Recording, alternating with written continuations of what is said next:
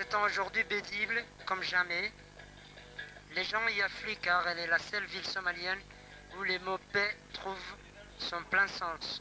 Aucun coup d'effet n'est retenti comme c'était le cas avant. Aucune arme n'est portée dehors si ce n'est par les policiers. Elle est calme aujourd'hui et c'est calme. Elle le doit à ses citoyens. En effet, elle est gouvernée par une assemblée constituée par les sages de la région.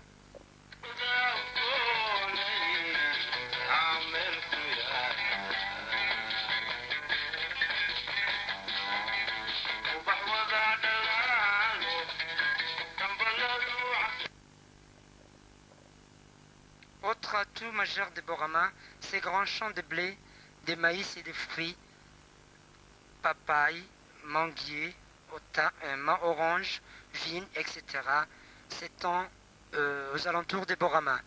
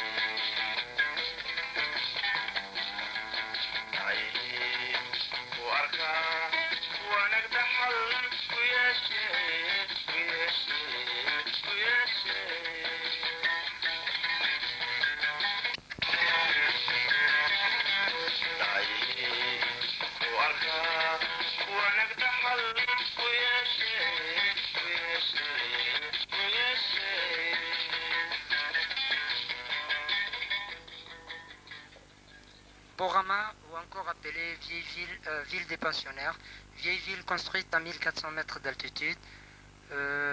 En effet, il existe des liens de parenté et socioculturels entre la population de Djibouti et celle de la région de Borama, car les anciens retraités du bataillon du Somalie, au nombre de 280 retraités, sont aujourd'hui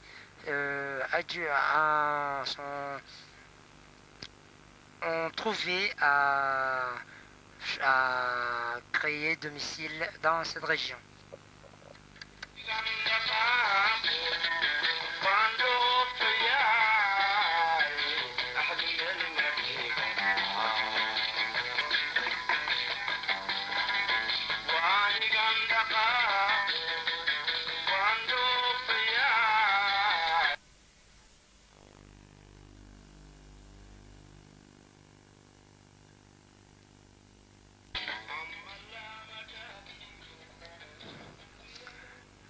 Borama est construite au centre d'une plaine, toute entourée d'une chaîne de montagnes, et qui est très beau, et ça forme une sorte de bassin des calebasses, entouré de végétation et de montagnes.